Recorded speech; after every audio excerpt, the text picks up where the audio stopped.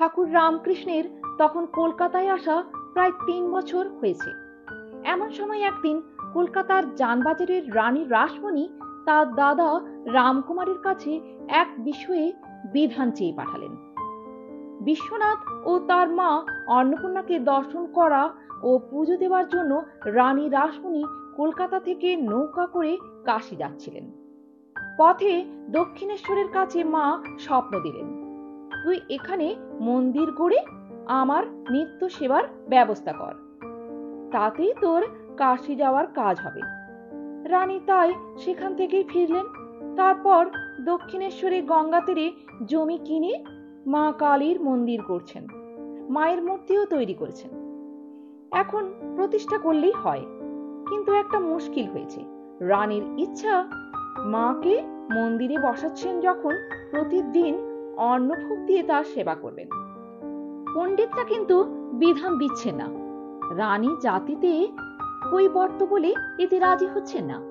রানীর মন তখন খুব খারাপ, অন্নভোগ দিতে পারবেন না ভেবে খুব হতাশ হয়ে পড়েছেন। এমন সময় রাজকুমার বিধান দিলেন, লিখে দিলেন কোনো ব্রাহ্মণের নামে মন্দির প্রতিষ্ঠা করলে অন্নভোগ দিতে শাস্ত্রমতে বাধা নেই। রানী অকুলে কুল পেলেন, কুলগুরুর নামে মন্দির প্রতিষ্ঠা করে নিজে সেবায়েত হয়ে রইলেন। ১৯৬২ সালের ১৮ই জ্যৈষ্ঠ সানযাত্রার দিন খুব ঘটা করে মন্দির প্রতিষ্ঠা হলো। রামকুমারী প্রতিষ্ঠার কাজ করলেন। প্রথম পূজকও হতে হলো তাকে। কি মনোরম স্থান দক্ষিণেশ্বরের কালীবাড়ি! পশ্চিম দিকে গঙ্গা বয়ে যাচ্ছে, খোলা মেলা জায়গা, কত দেব মন্দির, কত ফুল ফলের গাছ।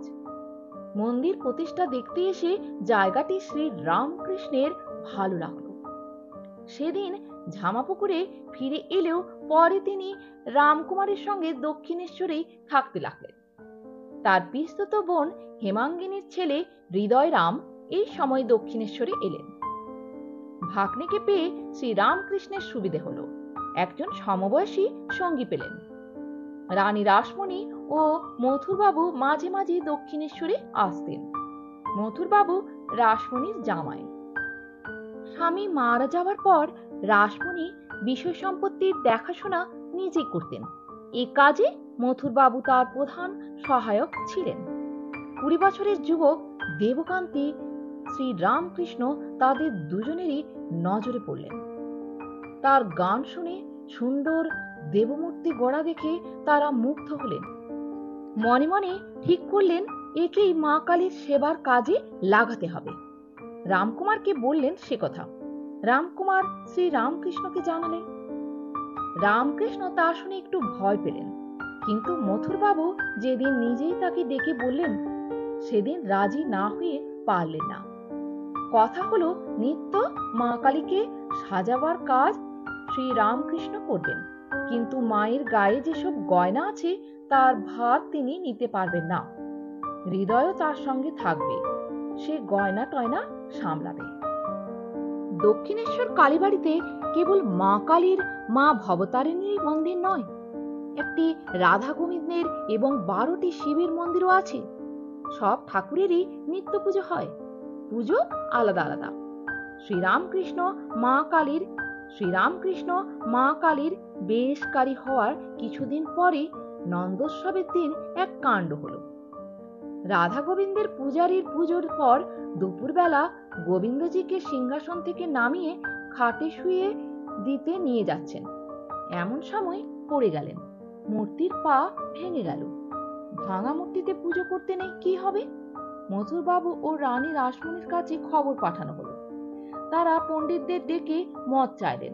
পণ্ডিতেরা বললেন, ভাঙা মূর্তি গঙ্গায় ফেলে দাও, নতুন মূর্তি গড়িয়ে পুজো করো। তারপর মথুরবাবুর মনে হলো বাবাকে তো জিজ্ঞাসা করা হয়নি। রানী রাসমণি ও মথুরবাবু শ্রীরামকৃষ্ণকে বাবা বলতেন।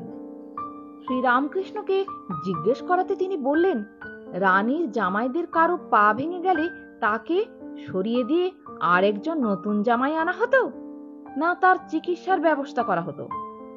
এখানেও তাই করো, মূর্তির পা জুড়ে ওই মূর্তিতেই পুজো করো। শুনে সকলের চৈতন্য হলো। তাই তো, ভগবানকে তো মা, বাপ, ছেলে, জামাই প্রভৃতির মতো আপনজন ভেবে ভালোবেসে সেবা করতে হয়। তা না করে তাকে শুধু মূর্তি ভাবছিলেন তারা। শ্রীরামকৃষ্ণই সুন্দরভাবে ভাঙা পা জুড়ে দিলেন।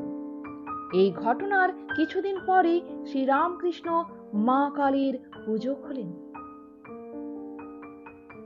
তো বন্ধুরা, আজ এ পর্যন্তই। দেখা হবে পরের ভিডিওতে।